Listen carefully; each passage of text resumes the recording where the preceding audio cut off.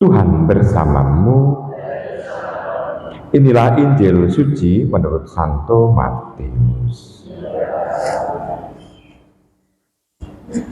Sekali peristiwa, Yesus membawa Petrus, Yakobus, dan Yohanes saudaranya bersama-sama mereka naik ke sebuah gunung yang tinggi. Di situ mereka sendirian saja. Lalu Yesus berubah rupa di depan mata mereka. Wajahnya bercahaya seperti matahari dan pakaiannya menjadi putih bersinar seperti terang. Maka tampak kepada mereka Musa dan Elia sedang berbicara dengan Yesus. Kata Yesus kepada Petrus, "Tuhan, betapa bahagianya kami berada di tempat ini. Jika engkau mau, biarlah kudirikan di sini 3 kemah, satu untuk engkau, satu untuk Musa, dan satu untuk Elia." Sementara Petrus berkata-kata demikian, tiba-tiba turunlah awan yang terang menaungi mereka, dan dari dalam awan itu terdengarlah suara yang berkata, "Inilah anak yang kukasihi, kepadanya lah aku berkenan, dengarkanlah dia." Mendengar itu tersungkurlah murid-murid Yesus dan mereka sangat ketakutan. Lalu Yesus berkata kepada mereka, Ia menyentuh mereka sambil berkata, "Berdirilah, jangan takut." Dan ketika mengangkat kepala, mereka tidak melihat seorang pun kecuali Yesus seorang diri. Pada waktu itu mereka turun dari gunung. Yesus berpesan pada mereka, "Jangan engkau ceritakan penglihatan ini kepada seorang pun sebelum Anak Manusia dibangkitkan dari antara orang mati." Demikianlah sabda Tuhan. Ibu, bapak, saudari-saudara terkasih dalam Tuhan, dalam bacaan Injil kita bisa melihat kenapa kok Tuhan hanya mengajak 3 orang murid, Petrus, Yakobus, dan Yohanes. Tidak seluruh para rasul, tidak 12 rasul untuk ikut ke atas gunung dan menyaksikan bagaimana Tuhan itu dimuliakan. Kenapa hanya 3 murid? Ya, kita bisa menjawab, ya ini kan selera Tuhan. Jadi kita nggak bisa tahu kenapa bisa seperti itu. Tetapi paling tidak kita bisa merenungkan dengan 3 itu simbol-simbol yang ada.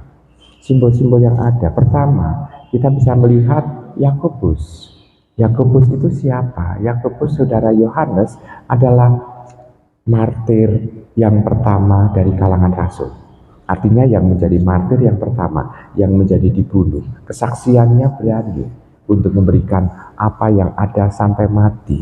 Bahkan mati yang pertama dari para rasul itu. Dia matinya memang tidak disalib, hanya dipenggal kepalanya, tetapi kita tahu bahwa kesaksiannya sungguh indah. Dan keberaniannya untuk mengungkapkan kebenaran Tuhan, ini juga sangat berani dia.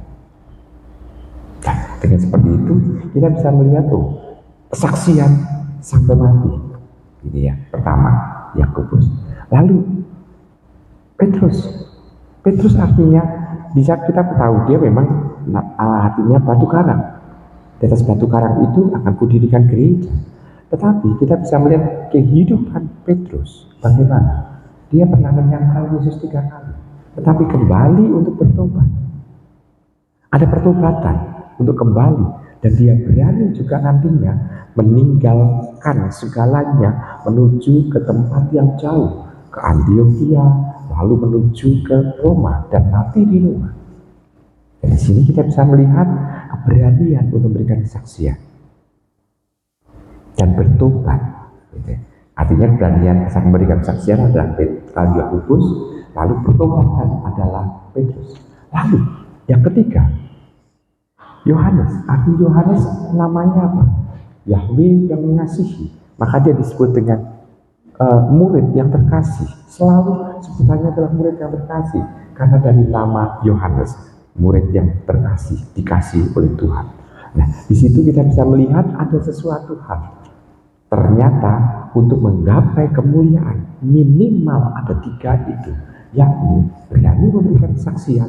Yang kedua, bertobat dan konsekuen dengan pertobatannya, berbeda dengan Yudas Iskariot, dia salah dan dia malah menjauh dari Allah dan tidak pernah kembali.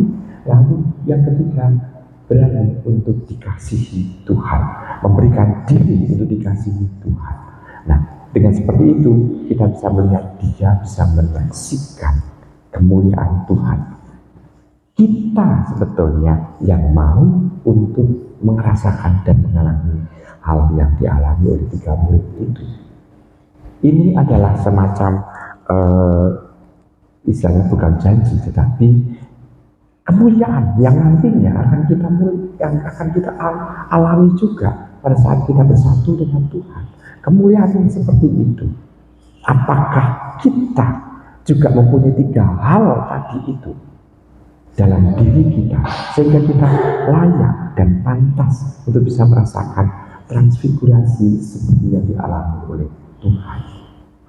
Ibu, bapak, saudari-saudara kasih dalam Tuhan, kita bisa merenungkan lebih dalam lagi.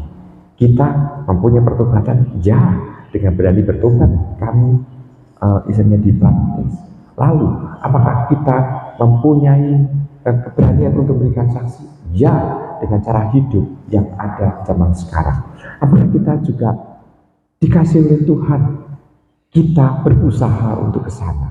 Maka tidak ada alasan bagi diri kita untuk takut, mencoba dan melangkah. Kadang-kala kita akan ragu-ragu atau takut kalau tuntutannya seolah-olah berat, tuntutannya sederhana. Para murid pun itu tidak ada yang pinter-pinter banget, tetapi mereka itu berani untuk memberikan diri diubah oleh Tuhan. Maka mari kita berani untuk diubah oleh Tuhan supaya merasakan dan mengalami kemuliaannya. Selamat merenungkan.